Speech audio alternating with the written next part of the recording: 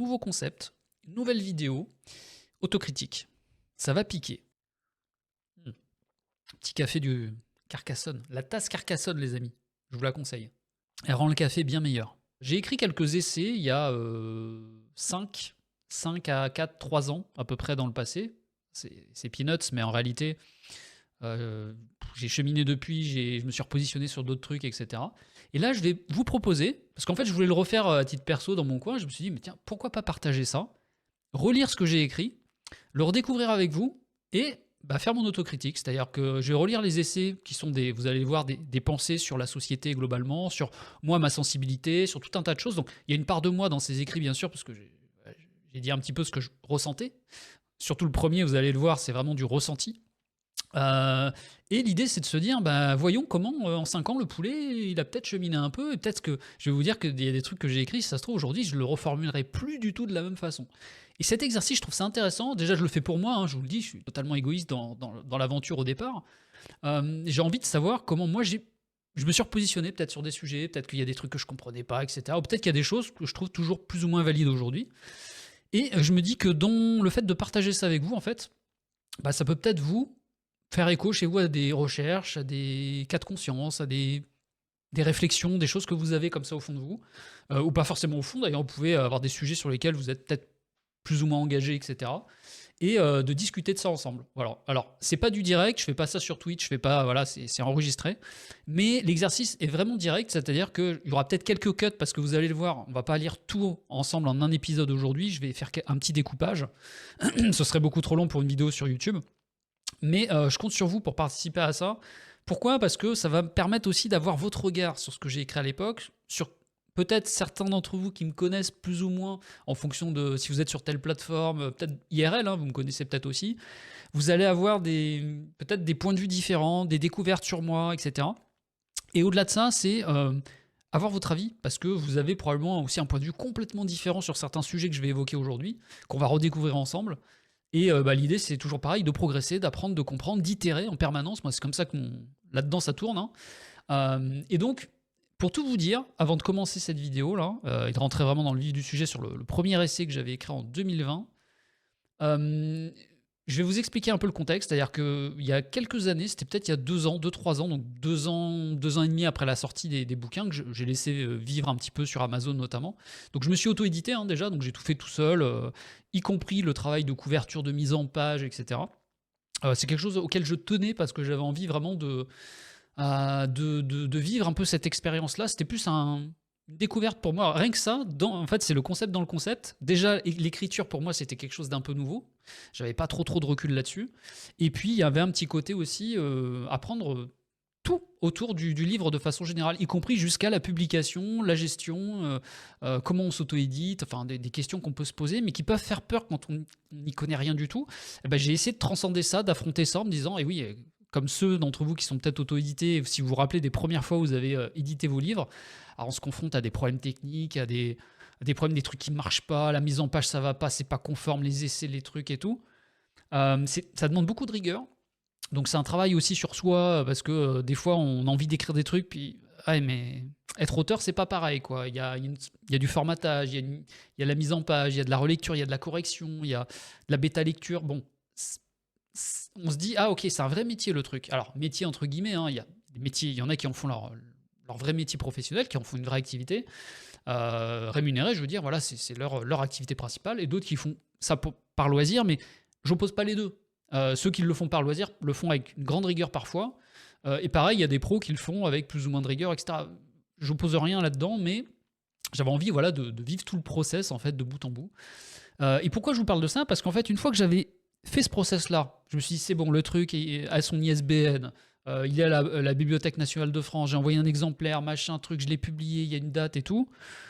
Une fois que j'ai fait ça, en fait, alors je l'ai réitéré quelques fois derrière, mais quelques années après, comme si c'était des sujets quand même assez chauds entre guillemets dans le sens où le point de vue peut évoluer sur ces questions, des sujets de société, et c'était lié à mes recherches du moment, en fait finalement je me suis dit au bout de 2-3 ans, j'ai coupé ça. Et pour tout vous dire, j'ai hésité pendant un temps, j'ai tout dépublié même carrément, donc pendant quelques mois en fait les bouquins n'étaient plus du tout dispo sur Amazon et tout, parce que presque au fond de moi, j'assumais plus. Je me disais, bah attends, t'as écrit un truc, mais en fait, si tu le relis aujourd'hui, ça te représente plus du tout. C'est plus du tout, voilà.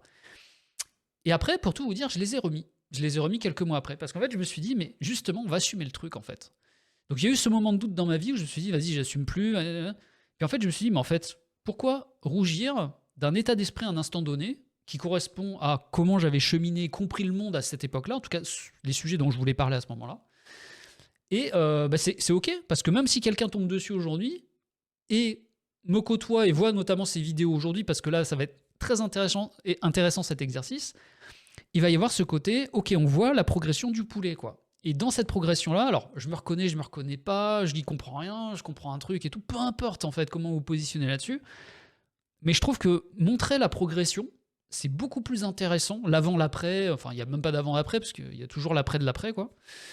Mais je trouve ça super instructif plutôt que de se dire à un instant T, paf, c'est une image figée qui bouge plus. Alors, le livre, c'est le problème. Une fois que vous éditez le truc, c'est tamponné, hein, y a un ISBN, vous pouvez plus toucher, quoi. Et souvent d'ailleurs, moi, pour la petite anecdote, je me rends compte des fois, même si vous corrigez, relisez et tout, la petite coquille que vous allez être le seul à voir dans un roman ou un petit essai, etc., vous dites, ça vous angoisse parce que quand vous êtes perfectionniste, quand vous avez passé du temps à corriger, vous dites ce truc-là, je ne l'ai pas vu, c'est passé, ça a été imprimé, ça y est, c'est diffusé, et je ne peux pas le changer parce que l'ISBN fige l'ensemble. Ça fait mal. Mais on se dit que c'est humain, c'est normal, et voilà. C'était tout ça avant l'IA, les amis. Hein. L'IA nous fait rentrer dans une ère avec de l'augmentation des auteurs que nous sommes, et ça, c'est encore autre chose. J'y reviendrai parce que c'est un vrai sujet.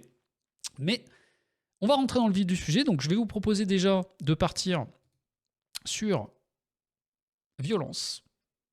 Voilà. Et avant de commencer à lire avec vous et à partager tout ça, je voulais un petit peu vous remontrer ceci, les amis. Donc ça, c'est le Google de Alexandre Poulet. Vous voyez, je suis là. J'ai ma petite trombine. Il y en a plein d'Alexandre Poulet. Hein, voilà, on se fait concurrence en toute amitié, tout bien, tout honneur.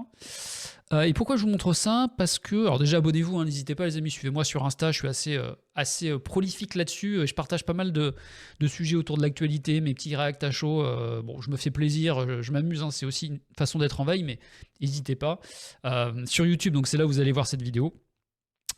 Et donc voilà, hop, ça crée une petite page auteur comme ça. Donc là, c'est c'est ma page auteur sur Amazon, hein, tout simplement. Alors, Dilution mentale n'est plus dispo en cette version. C'était la première version que j'avais faite, qui est bon, même la couverture. Vous voyez, c'est moi qui l'avais dessinée. On voit clairement que je suis pas artiste. Mais je me suis quand même un peu éclaté à faire ça. Je voulais faire un concept, en fait. Bon, aujourd'hui, voilà, je trouve que c'est raté. Mais ça, c'est un certain style. Voilà, c'est un certain style. Pourquoi je l'ai viré? Parce que tout simplement, la version, c'est même pas une histoire de couverture, c'est que l'écrit, je l'ai augmenté déjà d'une certaine façon, et c'est la version qui est toujours dispo aujourd'hui, sur laquelle, voilà, les finales, d'ailleurs, vous pouvez aller jeter un œil. C'est cette version-là. Et là, la couverture, vous voyez, c'est une autre gueule. C'est d'ailleurs le fond de cette vidéo. Qui a été mon fond Twitch pendant un certain temps, et ça a été réalisé donc par un vrai dessinateur qui était, je crois, en études, mais qui était dessinateur et qui a participé à ce projet, et je le remercie beaucoup, puisque j'ai itéré avec lui un certain temps, et il m'a fait quand même quelque chose d'extraordinaire. Aujourd'hui, je pense, sans dénigrer le travail des artistes, notamment sur ce genre de couverture, que probablement je passerai plus par une IA pour générer un visuel, parce que avec mes connaissances quand même aujourd'hui et les capacités des générateurs d'images, ça vous permet de faire des montages de qualité extraordinaire. Mais là, on a vraiment une vraie patte de dessin. Donc c'est ça que j'aime beaucoup, c'est que c'est une vraie illustration qui a été dessinée, quoi. Mais c'est pas ce dont on va parler aujourd'hui. Donc, ce dont on va parler, et dans les prochaines vidéos, c'est mes deux essais, les deux fameux que j'ai pas relus depuis leur publication. Donc le premier, c'est Violence. On va s'arrêter dessus, et après il y avait Grandir. On y reviendra peut-être plus tard. Alors Violence, il est très orienté sur mon hypersensibilité. Je l'ai écrit, c'était mon premier essai, je me suis dit je vais écrire ça sous ce format-là. De mémoire, il fait entre 60 et 80 pages, je crois, environ. En fait, c'est un ouvrage qui, pour le coup, est assez autocentré. L'idée, c'était de trouver un fil conducteur.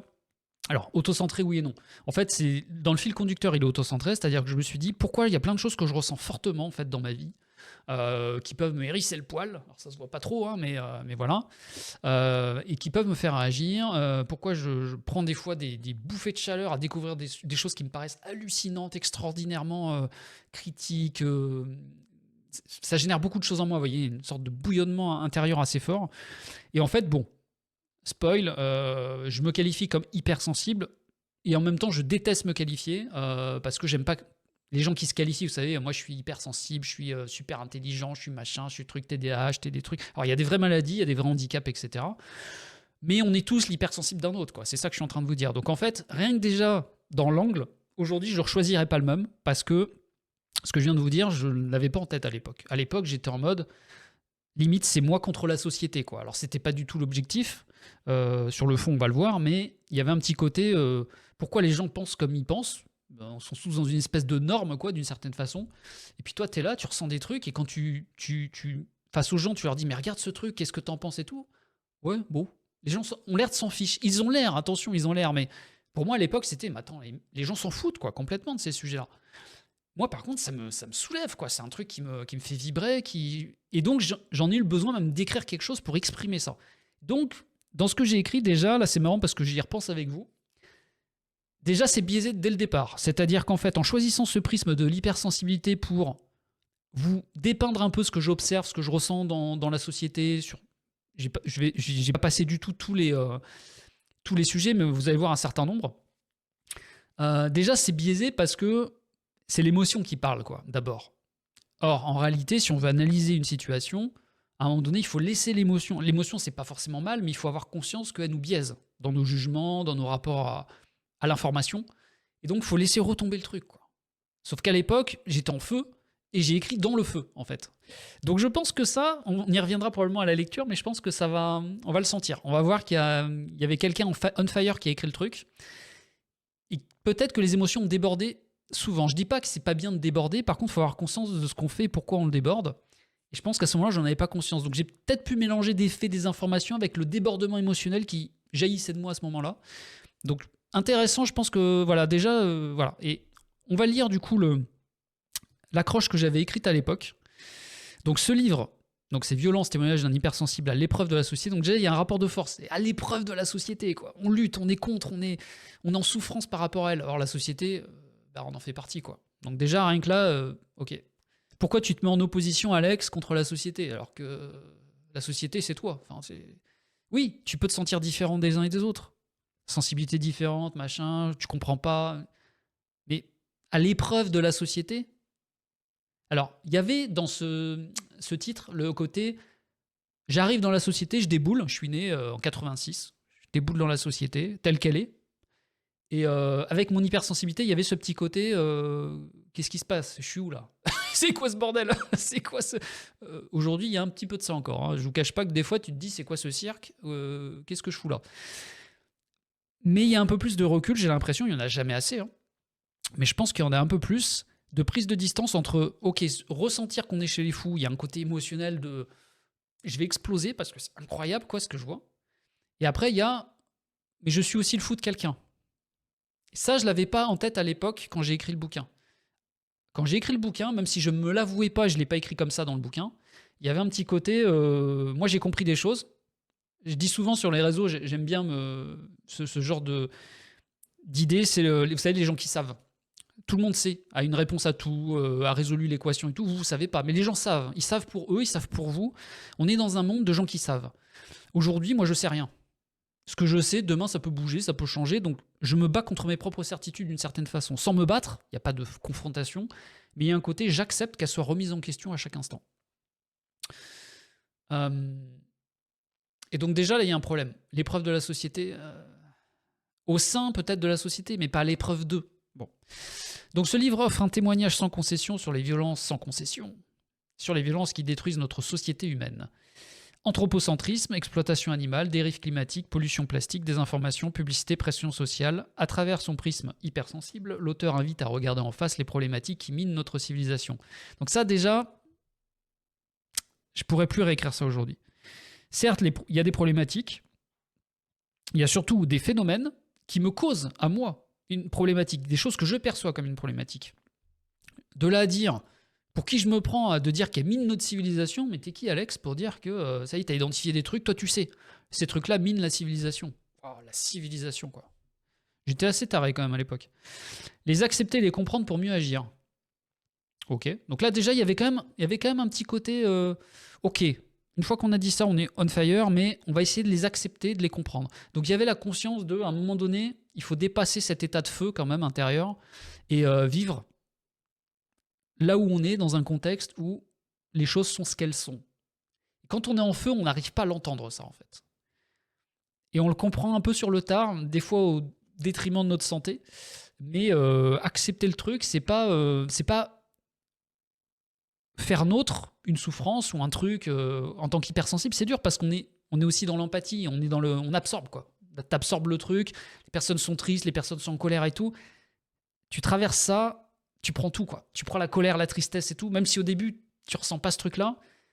Il y a un côté mimétisme et empathique qui, de ce point de vue-là, génère ça, le feu. Un plaidoyer en faveur du vivant et d'un équilibre retrouvé avec la nature. Donc vous allez voir, c'est très orienté quand même. Écologie, à l'époque, j'étais vraiment dans une phase très... je suis pas passé dans l'aspect militant, mais j'étais vraiment sur ce point de bascule. Il y a des biais qui m'ont sorti du truc après derrière, des débiaisements plutôt. Mais il y avait ce côté, on va se battre pour la planète, quoi. J'y reviendrai, parce que ça, c'est un sujet. Se battre pour la planète... Déjà, bats-toi pour toi, s'il y a quelque chose pour qui il faut se battre. Parce qu'il y a beaucoup de gens qui se battent pour la planète, en fait, c'est des gens en grande souffrance. J'en étais, hein. J'en suis toujours. La planète, elle a bon dos. Ça fait un peu bizarre de dire ça comme ça, mais la planète, c'est un peu la super cause.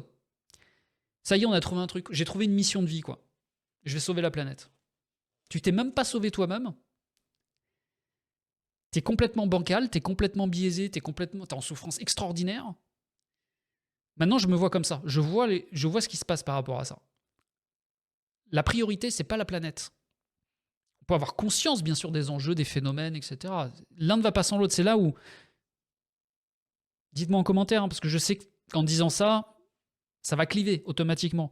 Mais moi, vous allez comprendre, ce positionnement-là, pour moi, c'est pas tout noir ou tout blanc. C'est de la nuance de gris. La planète, c'est un sujet. Elle compose notre écosystème. D'accord ? Mais d'abord, si on doit déjà... Qui je suis pour prétendre sauver quoi que ce soit ?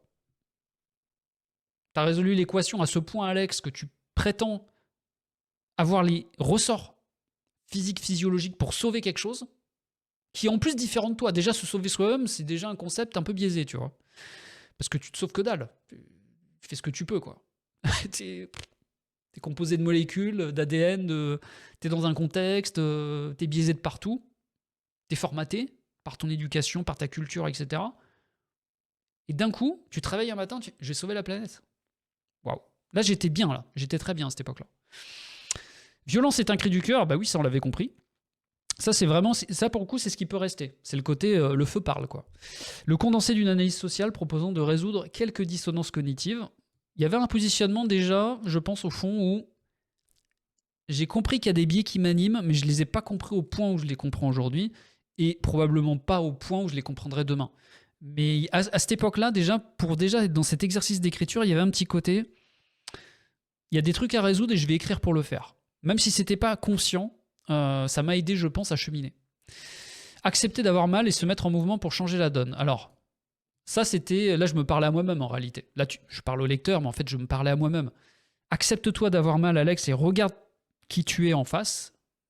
Regarde les souffrances qui t'animent. Regarde l'émotion, le feu que tu n'arrives pas à éteindre parce qu'en fait, tu le comprends pas déjà de base. Et donc oui, tu vas te faire mal de te regarder brûler, mais il faut décortiquer le truc. Il faut se regarder brûler. Il faut pas détourner la tête pour peut-être changer la donne, c'est-à-dire essayer de s'apaiser un peu, quoi. Donc en fait, là, ça s'adapte au sujet du bouquin et à l'angle que j'ai choisi, mais en réalité, je me parle à moi-même en écrivant ça. À l'époque, je ne le savais pas. C'est ça qui est intéressant. Un besoin de transmettre des connaissances et des clés de résistance pour que demeure l'espoir d'un avenir désirable pour nos enfants. Et alors là, c'est la perchétude totale.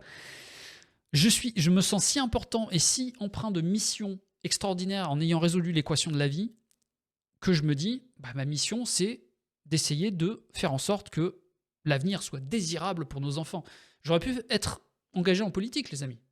Là, j'étais sur le chemin. J'étais sur le... Bon, voilà la petite intro. Et on va passer du coup à la lecture. Alors, ce que je vous propose les amis, c'est qu'on va s'arrêter là dans ce premier épisode parce que je voulais commencer à découvrir avec vous ce que j'ai écrit. On rentrera dans les prochaines sessions parce que là en fait sinon ça va être beaucoup trop long et je pense que c'est pas mal une vingtaine de minutes là déjà. Je pensais pas introduire aussi longuement tout ça, mais vous avez compris le contexte, vous voyez dans quoi on est. Alors n'hésitez pas si ça vous intéresse, ça permet aussi de soutenir ce que je vais vous proposer et mes prochains travaux. Vous pouvez bien sûr le commander, aucun souci. Il est toujours dispo sur Amazon. Rien ne vous y oblige et de toute façon on va le redécouvrir ensemble. Donc je vous invite surtout à vous abonner à cette chaîne et suivre un petit peu les prochains épisodes. Alors vous avez vu un peu le ton, vous avez vu l'ambiance. On va pas être dans la concession, hein. Moi l'idée c'est quand je vais ouvrir le livre avec vous et qu'on va commencer à attaquer la lecture concrète, je vais parler de ce que j'ai dit. Et je vais en dire probablement des choses qui, pour l'époque, le Alex Poulet de 2020, on dirait que ça fait 15 ans, en fait ça fait 5 ans, mais il y a eu tellement de chemin entre-temps. Je dis pas que je vais le défoncer, mais à l'époque, en tout cas, ce que je vais dire, il n'aurait pas aimé l'entendre. Il n'aurait pas été prêt à l'entendre. Et ça, je trouve que ça va être intéressant. Peu importe ce que j'en dis, je sais même pas à l'avance, on va le découvrir ensemble, mais ça va être assez intéressant. Voilà les amis, pour cette petite vidéo. N'hésitez pas à me dire si vous êtes sur des... Si vous avez, comme moi, peut-être déjà écrit des choses, pas que vous regrettez, mais où vous dites ce truc-là, je l'écrirais différemment aujourd'hui. L'angle que je choisirais, la ligne directrice, le fil conducteur sera un peu différent. Et dites-moi pourquoi et sur quel sujet, parce que honnêtement, les sujets, là, c'est une partie de ma vie, une partie de mon prisme à l'époque. Le prisme hypersensible, comme j'en parle dans le livre. Mais ça peut être autre chose. Ça peut être par rapport à peut-être l'un de vos témoignages, une vision particulière, quelque chose sur lequel vous êtes plus sensible que d'autres. Donc n'hésitez pas à me le dire, parce que ça m'intéresse beaucoup, et ça nous permet aussi comme ça de se débiaiser mutuellement. Moi sur mes sujets, vous sur les vôtres, et en fait on se rend compte, en creusant entre nous, c'est les mêmes. Parce qu'on est tous animés à peu près des mêmes impulsions. Pourquoi ? Parce qu'on est humain. Voilà, on en termine avec cette première vidéo, petit insert en post-prod, juste pour vous préciser un petit peu et vous rappeler un petit peu le concept. Donc là, je fais un découpage en plusieurs parties. Il se trouve qu'au fur et à mesure que je tourne les épisodes, j'essaie de les découper sur du 20-30 minutes maximum pour pas, voilà, pour vous laisser le temps aussi de redigérer avec moi ces parties-là, surtout que j'ai beaucoup de commentaires, je me rends compte, alors je pensais pas forcément en redire autant, et je fais des belles découvertes, des trucs assez intéressants, assez piquants en tout cas sur la suite, vous allez voir. Donc là voilà, je vous invite vraiment à vous abonner à ma chaîne si ce concept vous intéresse pour être notifié aussi des futures vidéos dès que je les publierai. Je vais comme ça régulièrement publier et avancer sur la relecture de mes essais et donc cet exercice d'autocritique. Donc je vous invite bien sûr à me laisser un commentaire si, pour me dire aussi ce que vous pensez du concept, si ça vous intéresse, si ça vous plaît, et bien sûr d'attendre les prochains qui arriveront très rapidement. Je vous souhaite une très bonne journée à tous, restez branchés.